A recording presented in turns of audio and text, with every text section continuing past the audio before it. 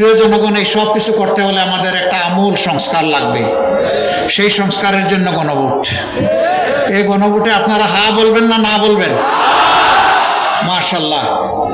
গণভোটে হা মানে হচ্ছে উসমান হাদি তোমাকে কথা দিচ্ছি তোমার বিচার হবে। গণভোটে হা মানে 1400 শহীদকে কথা দেওয়া হচ্ছে তোমাদেরও হত্যাকাণ্ডের বিচার করা হবে।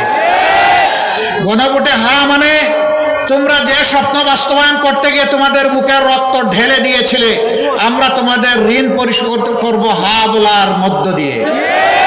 এই গণভোটে হা বলার মানে হচ্ছে বাংলাদেশে আর ফেসিবাদকে ফিরে আসতে দেওয়া হবে না। এই গণভোটে হা দেওয়ার মানে হচ্ছে আর কোনো আধিপত্যবাদের দালালকে বাংলাদেশে বাংলার জনগণ বরদাস্ত করবে না। এই গণভোটে হার মানে হচ্ছে কোন চাঁদাবাজের অস্তিত্ব বাংলার জমিনের উপর বরদাস্ত করা হবে না। এই ব্যাপারে পুরোপুরি লাল কার্ড। এই কয়টা মানুষ আপনারা হা ভোট দিলে হয়ে যাবে? প্রত্যেকটা ঘর এবং ব্যক্তিকে জাগিয়ে তুলতে হবে।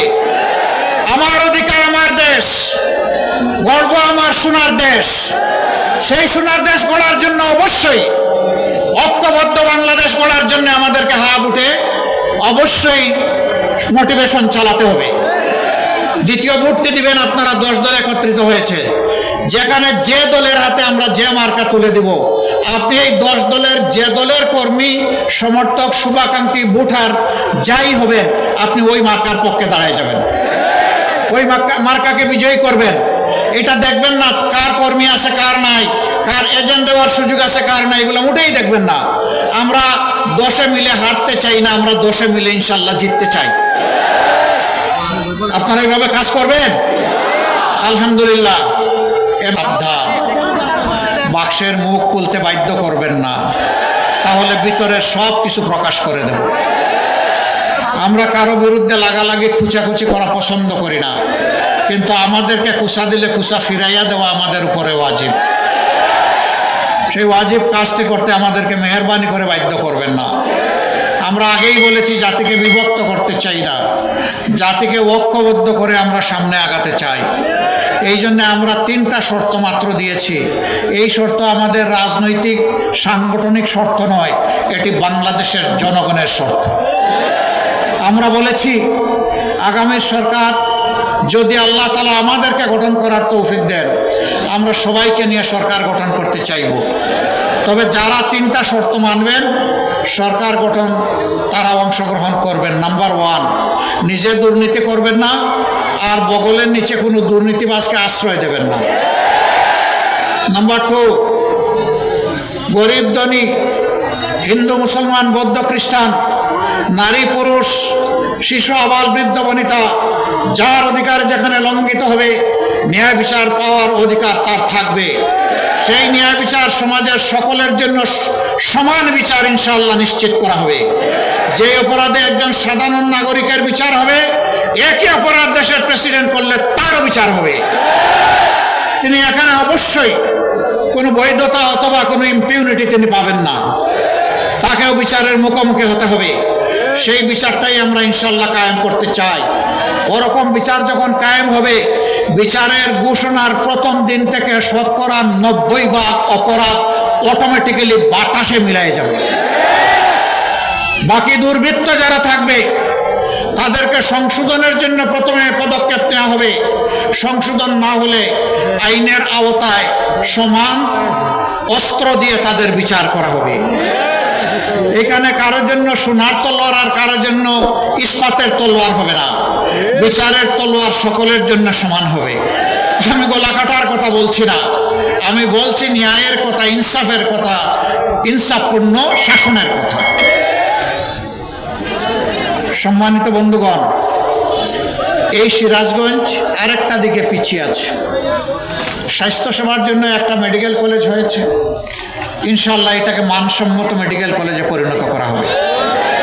কিন্তু শিক্ষা এখনো পিছিয়ে আছে, মানসম্মত ভালো কোনো শিক্ষা প্রতিষ্ঠান এখানে গড়ে ওঠেনি।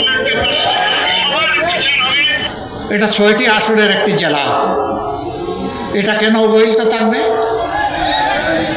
ইনশাআল্লাহ তাআলা আজিম আপনারা দোয়া করবেন আল্লাহ আমাদেরকে দায়িত্ব দিলে প্রথম নজরটা শিক্ষার উপরেই দেব ইনশাআল্লাহ।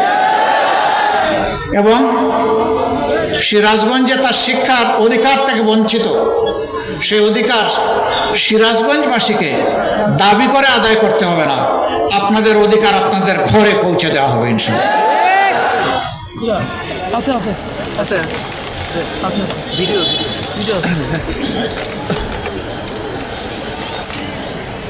আমার এক ভাই বলেছেন যমুনায় স্থায়ী বাঁধ নির্মাণ। যমুনায় তো বাঁধ নির্মাণ করব না, যমুনাকে খনন করে ওইটাকে ইনশাআল্লাহ জীবন দেব আমরা। উনি বোধহয় যমুনার স্থায়ী পাড় বাঁধনের কথা বলেছেন, গ্রহণের কথা বলেছেন। ইনশাআল্লাহ সেটা হবে, আমি আগেই বলেছি। ওইটা হবে মানে সিমেন্টের সাথে ছাই মিশাই হবে না ইনশাআল্লাহ, রোডের জায়গায় বাঁশ দিয়ে হবে না ইনশাআল্লাহ। এক সরকারের সময় রোডের বদলে বাঁশ আধুনিক প্রযুক্তিতে ব্যবহার করেছে, তাই না?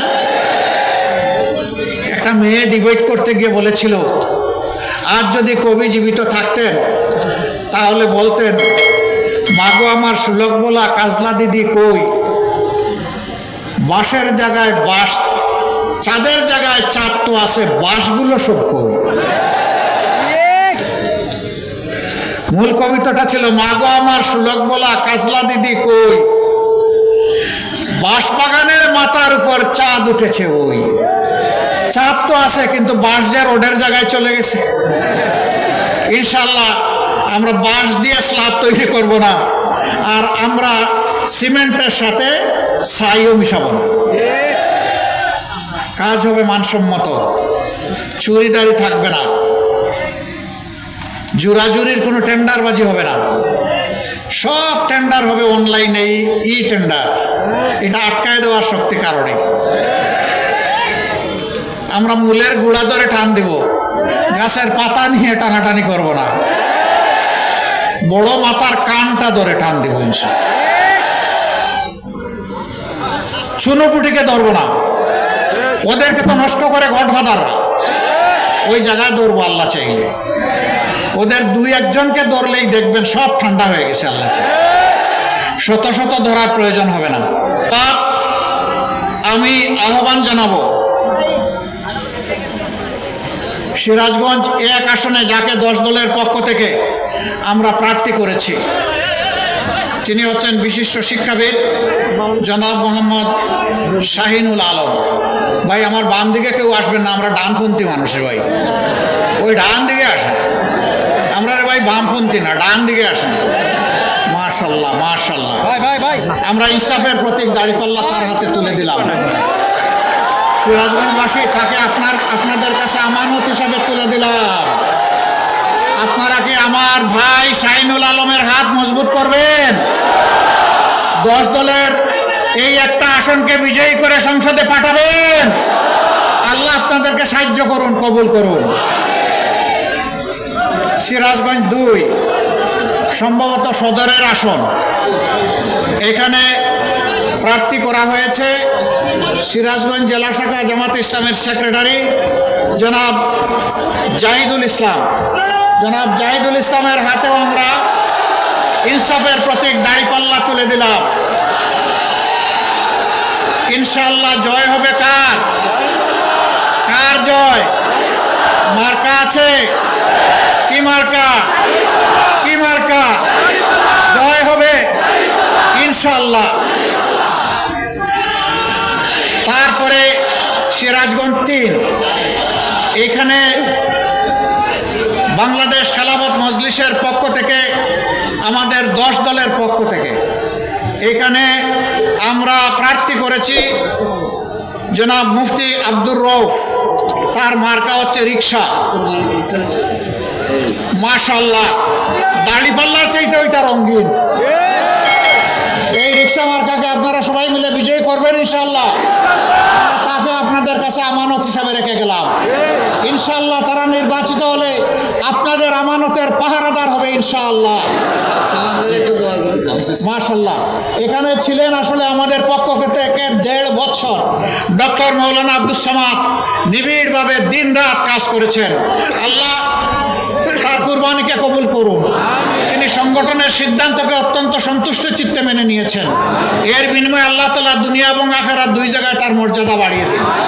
রিকশা পাল্লা আছে, রায়গঞ্জ আছে, রিকশা পাল্লা চলে বলো, রিকশা পাল্লা, রিকশা পাল্লা।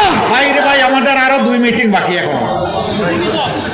এরপরে সিরাজগঞ্জ 5 আসন, ওটা হইল বেলকুচি, আর আরেকটা কি জানি চৌহালি। ইয়েস, নদীর ওই পারে একটা, এই পারে একটা, মানে নদীর এপার ওপার সেতু বন্ধন করবেন ইনশাআল্লাহ আমাদের ভাই সাবেক জেলা আমির, সাবেক উপজেলা সফল উপজেলা চেয়ারম্যান জনাব আলী আলম, বিশিষ্ট শিক্ষাবিদ জনাব আলী আলম, তার হাতেও আমরা ইনসাফের প্রতীক দাড়িপাল্লা তুলে দিলাম।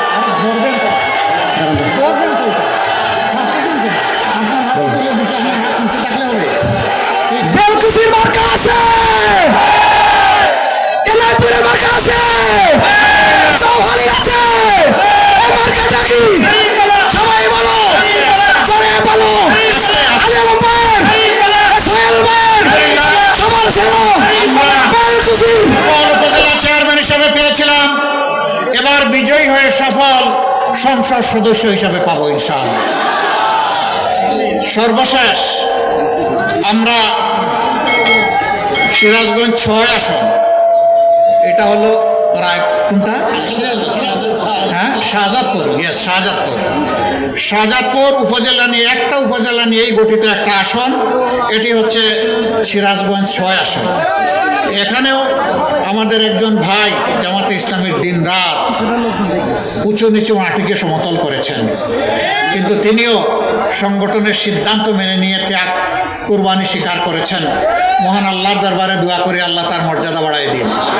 এখানে আমরা যার হাতে তুলে দিচ্ছি তার নাম হচ্ছে সাইফ মোস্তফা, তার প্রতীক হচ্ছে শাপলা কলি। দেখেন না কত সুন্দর, হ্যাঁ? তারা চেয়েছিল পুরো শাপলাটাই, ইনশাআল্লাহ এই কলি নিয়ে পাশ করে শাপলা হয়ে ফুটবে ইনশাআল্লাহ। এবং সিরাজগঞ্জ শাহজাদপুরের মানুষের পক্ষে বলিষ্ঠ কণ্ঠস্বর হয়ে সে বাংলাদেশের জাতি এবং দেশের খেদমত করবে। আপনারা তার জন্য দোয়া করবেন। আমরা এই 6 জন ভাইকে, একজন মৌলানা রফিকুল ইসলাম খান, তার এলাকায় তার হাতে ইনশাআল্লাহ আমরা উঠায় দেব, তিনি এখানে নাই, চলে গেছেন। আপনাদেরকে অসংখ্য ধন্যবাদ, আপনারা মূল্যবান সময় কুরবানি করে এখানে এসেছেন। দুটো কথা আপনাদেরকে শেষমেশ অনুরোধ করব, ময়দানে অনেকেই নির্বাচনী বক্তব্য নিয়ে নামবেন, অনেকে তাদের রুচি অনুযায়ী কথা বলবেন, আমাদেরকে সমালোচনা করবেন, আমাদেরকে গালি দিবেন। মেহেরবানি করে কেউ আপনারা কাউকে অপর কাউকে গালি দিবেন না। আমাদের মা বাবা আমাদেরকে ভদ্রতা শিখিয়েছেন। আমরা যদি কোনো সমালোচনা করি যৌক্তিক সমালোচনা করব, কিন্তু কুৎসিত ভাষায় আমরা কাউকে গালি দেব না। 2 নম্বর, আমাদের এই ঐক্যের সূচনায় একটা ইসলামী দল আমরা একসাথে ছিলাম, যে কোনো কারণেই হোক আজকে আমাদের ভাইয়েরা আমাদের সাথে নাই। যাদেরকে জীবনে একবার ভাই বলেছি ইনশাল্লাহ তারা ভাই হয়ে থাকবেন। তারা চলে যাওয়ার পরে তাদের প্রতি সম্মান প্রদর্শন করার সামান্য আমরা চেষ্টা করেছি। তারা একসাথে আমাদের সাথে সবাই মিলে আমরা যদি 10 দল থাকতে পারতাম, এটি আমাদের জন্য মহা আনন্দের হতো। তাদের কেউ যদি আপনাদেরকে কিছু বলেন, আমি আশা করি বলবেন না, যদি বলেন শুধুই তাদের জন্য দোয়া করবেন, অন্য কিছু করা যাবে না। আমি যা বলেছি ক্লিয়ার আপনাদের কাছে? আমি আশা করি আমার বক্তব্য আমি স্পষ্ট করতে পেরেছি। আমি আশা করব যে আপনারা এই বক্তব্যের সম্মান রক্ষা করবেন। আল্লাহ হাফিজ। বাংলাদেশ জিন্দাবাদ। 10 দলীয় নির্বাচনী ঐক্য জিন্দাবাদ। আসসালামু আলাইকুম রহমতুল্লাহ। আগে কেউ রাস্তায় যাবেন না, আমিরে জামাতের গাড়ি বের হবে, তারপরে আপনারা রাস্তায় বের হবেন। মা বোনরা আপনারা আরো পরে বের হবেন। রাস্তা পরিষ্কার রাখবেন। ভলান্টিয়ার ভাইদের দৃষ্টি আকর্ষণ করছি।